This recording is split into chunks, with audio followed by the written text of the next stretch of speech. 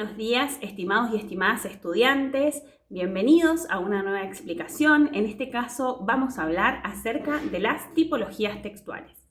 Los textos se agrupan en función de sus características estructurales semejantes y de sus intenciones concretas.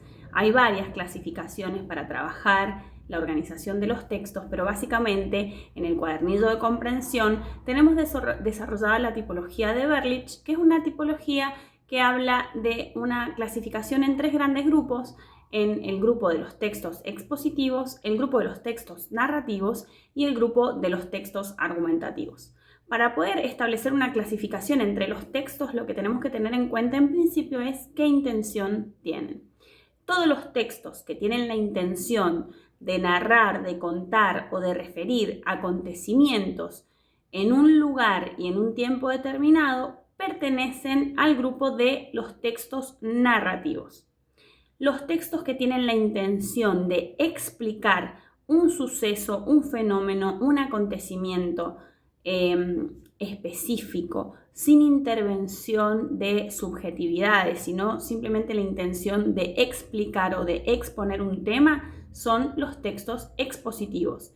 Y en el caso de los textos que comparten la intención de convencer o de persuadir al receptor de la validez de una idea con la defensa de esa idea mediante ciertos argumentos, pertenecen al grupo de los textos argumentativos. De esta manera tenemos tres grandes grupos: los textos narrativos, los textos expositivos y los textos argumentativos. Veamos en detalle las características de cada grupo.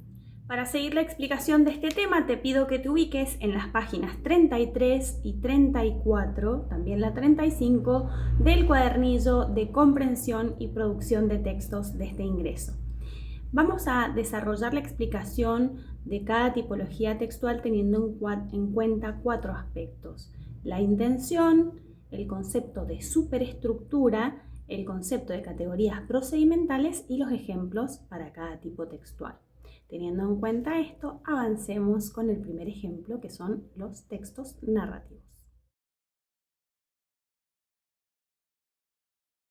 Comencemos desarrollando los textos narrativos. El texto narrativo tiene la intención de referir o de contar o de narrar sucesos o acontecimientos que pueden localizarse en un tiempo y en un espacio determinado. Son todos los grupos de textos que narran o cuentan un acontecimiento. Pueden ser literarios o pueden ser no literarios. Por ejemplo, un tipo de texto narrativo no literario puede ser el desarrollo de una noticia o de una crónica. En cambio, dentro del grupo de los textos literarios narrativos podemos mencionar un cuento, una novela, un mito, una fábula. Eso en relación a la intención y a los ejemplos de textos que podemos encontrar dentro de los textos narrativos. Si tenemos en cuenta la superestructura de los textos, que es esa estructura, ese esquema general en que está organizada la información de cada texto, podemos mencionar que en los textos narrativos tenemos una primera parte identificada como situación inicial, que es la parte en la que podemos localizar a los personajes de la historia, en qué tiempo se dan las acciones, en qué lugar, es lo que conocemos como marco de la historia. Esa es la situación inicial.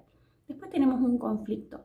El conflicto es el desafío que enfrentan los personajes en esta historia. Es un problema, es un punto de quiebre que hace reaccionar a los personajes y que altera el curso de la historia, y frente al cual esos personajes deben reaccionar. Después tenemos la resolución, que es ese conjunto de acciones o de consecuencias que devienen de ese conflicto. Y después tenemos una situación final, que es la situación que sucede después de todas estas reacciones, donde podemos ubicar el desenlace o el estado final de las cosas. Dentro de los textos narrativos tenemos el concepto de historia también, que vendría siendo el cuerpo de la narración. La historia está estructurada en distintos episodios que integran la trama, y dentro de cada episodio podemos encontrar también este tipo de estructura, de superestructura. Veamos esto en un ejemplo concreto: el cuento de Caperucita Roja, que es un cuento clásico que todos conocemos. Hay varias versiones, pero por lo general se conoce la versión en la cual una niña pequeña llamada Caperucita es enviada por su mamá a cumplir con un recado. La madre necesita que Caperucita lleve a la casa de su abuela una canasta con distintos insumos. Al parecer la abuela está indispuesta, está en reposo y Caperucita debe atravesar el bosque para llegar a la casa de su abuela. Previamente la madre le da las instrucciones de no distraerse en el camino y no hablar con extraños. Cuando Caperucita emprende el camino hacia la casa de la abuela, se encuentra con el lobo y el lobo la saluda, la engaña. Llega primero que Caperucita a la casa y luego de comerse a la abuela y disfrazarse de ella, la espera a Caperucita y termina también comiéndosela. Hasta que interviene el cazador que las rescata tanto a Caperucita como a la abuela y el cuento tiene un final feliz en el que la niña regresa con su mamá, están todas sanas y salvas y además aprende la lección. Recordemos que estos cuentos suelen tener una finalidad moralizante. Bueno, ¿cómo podemos analizar la superestructura narrativa en un cuento como el de Caperucita Roja? Dijimos que la superestructura tenía una situación inicial en los textos narrativos. En el caso de Caperucita Roja, la situación inicial es una situación en la cual una pequeña niña vive con su mamá, está sana y salva y es enviada por su madre a hacer un mandado o a la casa de su abuela. Las dos viven en una casita, en el bosque, ¿sí? Viven solas al parecer y están bien. En esa situación inicial también tenemos a una abuela que está viva y que vive al otro lado del bosque. El conflicto se presenta cuando Caperucita se encuentra con el lobo en el bosque. Ese es el conflicto del cuento. El lobo se le presenta y le tiende una trampa, la engaña. Le dice que van a jugar una carrerita, a ver quién llega primero, y él se va por un atajo que conocía, por lo tanto llega antes que Caperucita, y esto le da la oportunidad de ingresar a la casa de la abuela y comérsela y esperarla a Caperucita disfrazado de abuela. El conflicto es el encuentro con el lobo y el engaño. La resolución son las acciones que continúan a ese conflicto. La resolución incluye el lobo comiéndose a la abuela, disfrazándose de abuela, esperándola a Caperucita y agrediéndola, se la termina comiendo. Y en la situación final tenemos la intervención del cazador. El cazador llega, escucha el lío, entra a la casa, abre al lobo por la mitad y saca de adentro de su cuerpo los cuerpos de Caperucita y de su abuela. Las rescata y mata al lobo. Entonces ellas quedan sanas y salvas en la versión clásica del cuento.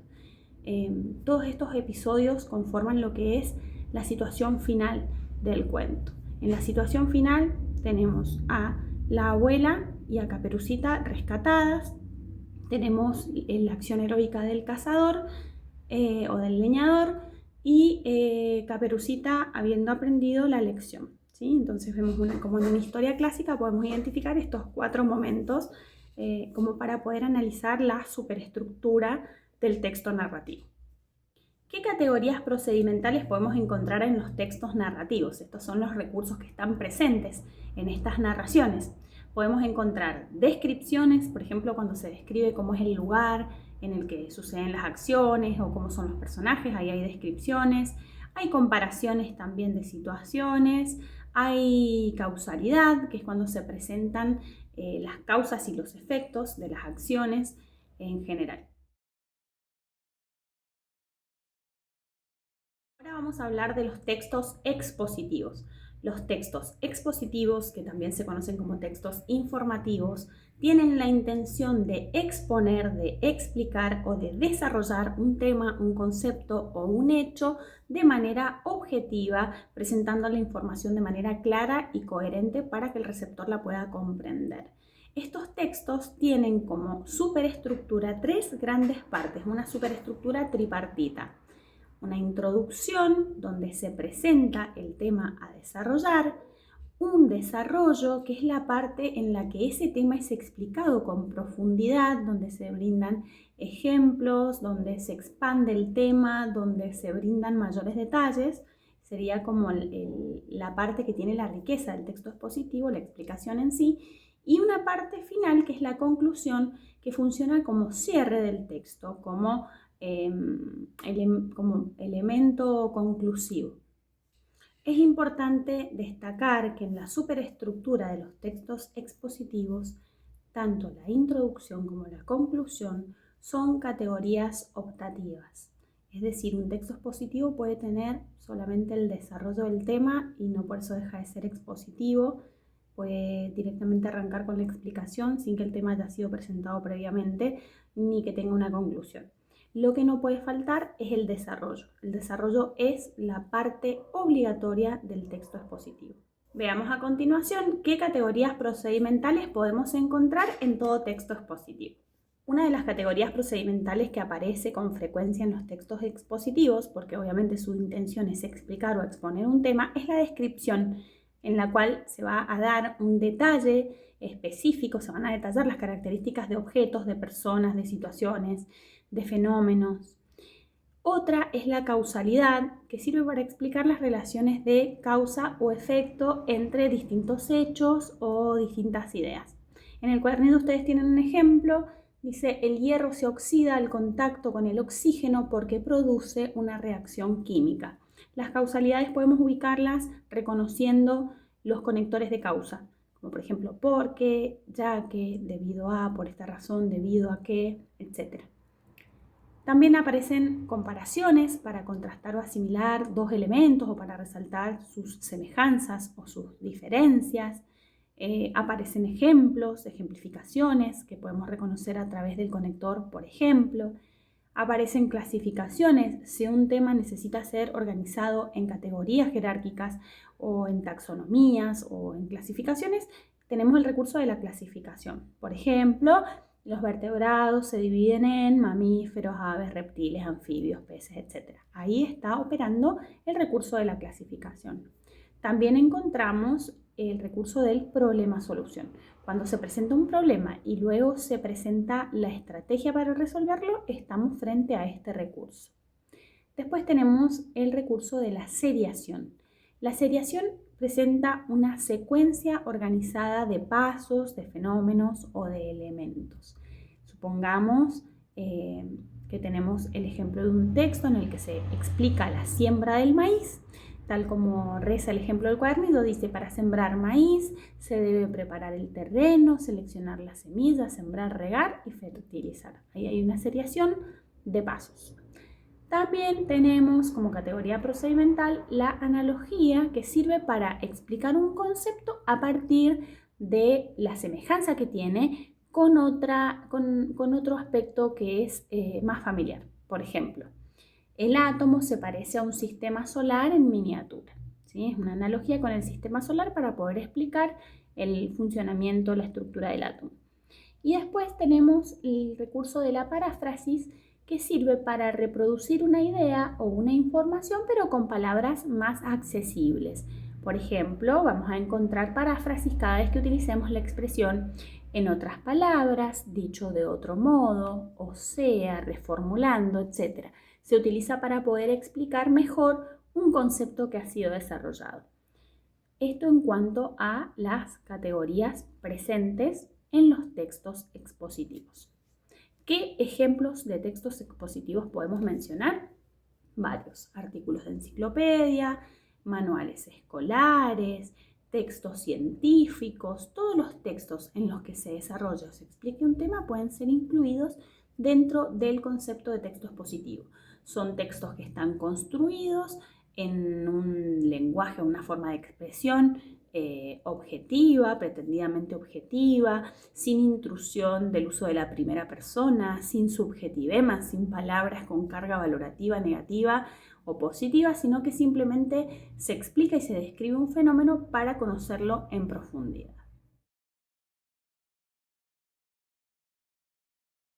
Ahora vamos a concentrarnos en los textos argumentativos. Los textos argumentativos tienen la intención de convencer o de persuadir al receptor acerca de la validez de una idea que se defiende con razones o argumentos. Esa es la intención de todo texto argumentativo. ¿Qué ejemplos podemos mencionar dentro de los textos argumentativos? Notas editoriales, cartas del lector, notas de opinión, discursos publicitarios, discursos políticos, todos los textos en los que un emisor tenga la intención de dirigirse a un receptor para poderlo convencer o persuadir de una idea que sostiene y esa idea pueda defenderla con argumentos para que esta persona sea convencida y adhiera a nuestra postura, es un texto argumentativo. Todos esos son ejemplos de textos argumentativos.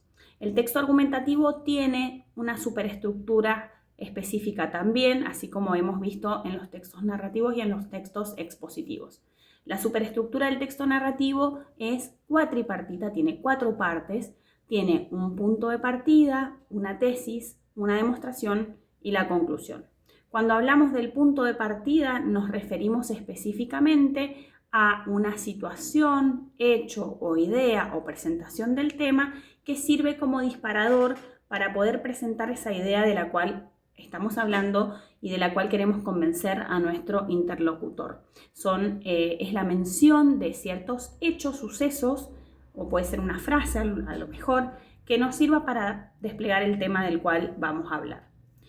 El punto de partida es el comienzo del texto, puede estar al comienzo del texto, es una categoría que es optativa, no es necesaria que esté, puede estar o no estar, y después está la tesis. La tesis es la idea que defiende el autor, es esa idea que tiene, de la cual va a ejercer una defensa a través de ciertos argumentos. La tesis puede estar explícita en el texto o puede estar implícita y puede el lector inferirla a partir de lo que viene desarrollando el autor en el texto. La parte de la demostración, que es la tercera parte de la superestructura, es el cuerpo argumental, es el conjunto de razones o argumentos que el autor da para poder convencer al receptor de la validez de sus ideas. Acá vamos a encontrar todos los recursos y las categorías procedimentales propias de la argumentación. Y finalmente tenemos una conclusión que sirve para retomar lo dicho en la tesis, para reforzar la idea y muchas veces también para poder plantear nuevos interrogantes en torno al tema que se discute.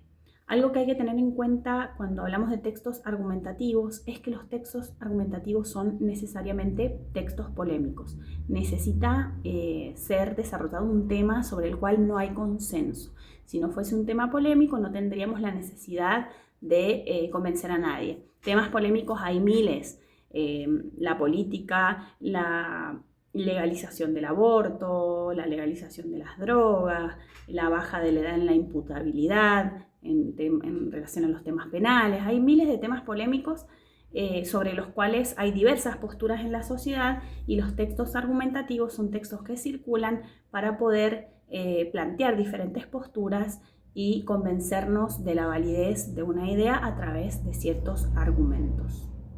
Los textos argumentativos comparten varias categorías procedimentales con el texto expositivo, por ejemplo, la descripción, la causalidad, que ya las hemos desarrollado, establecer comparaciones, dar ejemplos, y agrega otros que son específicos de este tipo textual, como por ejemplo la desmentida, que es un procedimiento que sirve para refutar una idea previa que puede ser propia o ajena. Por ejemplo, no es cierto que la globalización beneficie a todos los sectores sociales. Cuando una persona afirma que no es cierto lo que dice otra persona, no es cierto que, ahí estamos desmintiéndolo. También está la concesión, que es muy particular de este tipo de textos. En la concesión lo que se hace no es desmentir al otro, ni contraargumentarle, sino que es concederle parte de la razón, parcialmente conceder un argumento contrario para neutralizarlo con un argumento más fuerte. Por ejemplo, es cierto que las redes sociales facilitan la comunicación, pero también generan problemas de aislamiento. En la primera parte de la concesión es cierto que se brinda parcialmente la razón al argumento que nosotros pretendemos tirar por el suelo, pero después se opone un argumento más fuerte que lo derriba. Ese es el recurso de la concesión. Otro recurso que suele aparecer es la generalización, donde lo que se hace es extraer una conclusión ampliada, más grande, amplia, a partir de casos particulares. Es generalizar. Por ejemplo, los distintos estudios demuestran que la pobreza infantil es un problema estructural en América Latina.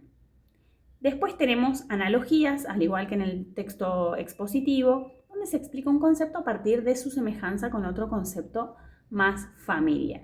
El ejemplo que nos brinda el cuadernillo es: la democracia es como un organismo vivo, necesita ciudadanos con cuidados constantes.